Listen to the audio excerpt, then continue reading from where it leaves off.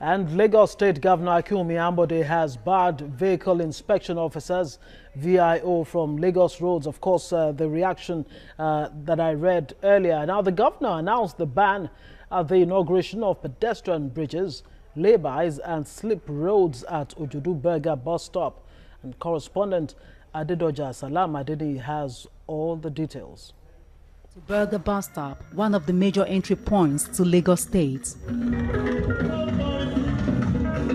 Before now, traffic gridlock in this area was hellish, to say the least. Governor Akinwumi Ambode came up with 2 pedestrian bridges, slip roads and laybys to decongest the traffic. The construction of this footbridge has reduced the number of avoidable deaths on the highway. The barricades from both sides of the road prevent pedestrians from crossing. And the laybys also blocked motorists from picking and dropping passengers on the road, disrupting free flow of traffic.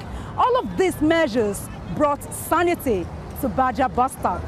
Pedestrians and motorists could not hide their joy following the evident transformation.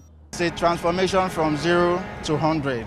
The Lagos State government they are really trying. I appreciate them. The gospel stopped. No more gospel here. If some people came to Lagos, they don't believe this is a beggar. They will say that it is a beggar or they see the front. You are telling them this is a beggar. You just climb the bridge and cross to the other side. Speaking on the interventions in Ojudu Burger, Governor Ambode said his administration at inception identified the area as one of the major traffic flashpoints that required urgent attention. This decision was informed by the strategic importance of this axis being a major gateway into our state. What we set out to achieve with this project was to ensure smooth flow of traffic along the express and then safeguard the lives of our people. Speaking of free flow of traffic, Governor Ambode asked the VIO to quit Lagos Road, noting that their activities were contributing to traffic congestion. Vehicle inspection officers have been asked to stay off our roads permanently. We also advise the Federal Road Safety Court to stay on the fringes, highways, and not on the main streets of Lagos anymore. It has become evident that these agencies contribute to the traffic challenges on our roads. Earlier, the State Commissioner for Waterfront, who also oversees the Ministry of Works, reeled out the scope of the project. Pedestrian bridge across the Lagos Expressway with a total length of 98 with street light, illumination and other amenities. 150 meters of lay-by at both sides of the Lagos-Ibadan Expressway. The beauty of Burger bus stop at night is highlighted by these street lights. Thousands of Lagos residents go about their normal activities without any hassle. They know that security officials at the Lagos State government have got their back. Adedoja Salam Adeni, TVC News, Lagos. The popular Abule Egba Road junction gradually wearing a new look with the construction of a dual-carriage flyover bridge.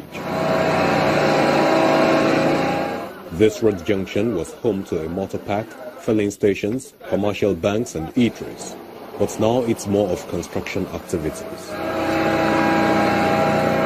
We normally come in here and load people, but when they come to scatter the whole of this place, they cannot load people as it's supposed to be. We had more than 5 banks or 6 if I'm not mistaken. Right now, we just have maybe just 1. A few months ago, the Lagos State government, the project financier, embarked on the demolition of properties impeding the right-of-way, a move that put house as well as business owners, motorists and commuters plying the route in a hard time. I have a shop down there where we sell wares, clothing materials, but eventually the work, when they want to start this work, they give us quick notice. Before at least every day we sell almost, in PMS, we sell 18,000 liters a day. AGO, we sell 10,000. DPK, that one's more than 20,000 a day. No compensation, nothing. We just demolish all the properties and spoil our business. It's ID, government paid them in time. Whether they have certificate of occupancy or not, the title to land matters. Certificate of occupancy is an evidence of being on the property. The Ministry of Physical Planning and Urban Development denies violating federal highway regulations through a press statement in the media. We've been informed about the compensation, but we don't know the amounts to be paid. Despite the lull in economic activities, the property owners agree to the prospects of the multi-billion naira infrastructure project. It's also a way of bringing development towards this area, decongesting the population of traffic jam here, and all that. The amount of hawkers that would always be found on the highway, and a lot of that to be reduced. So definitely we would have the benefits at the end of the day. Abule Egba is gateway for domestic items, industrial goods and services between Ogun State, Lagos and Benin Republic. But the level of sacrifice at this time for this flyover is a pointer to economic benefits deferred in the medium term. Temple Ashaju, Channels Television News.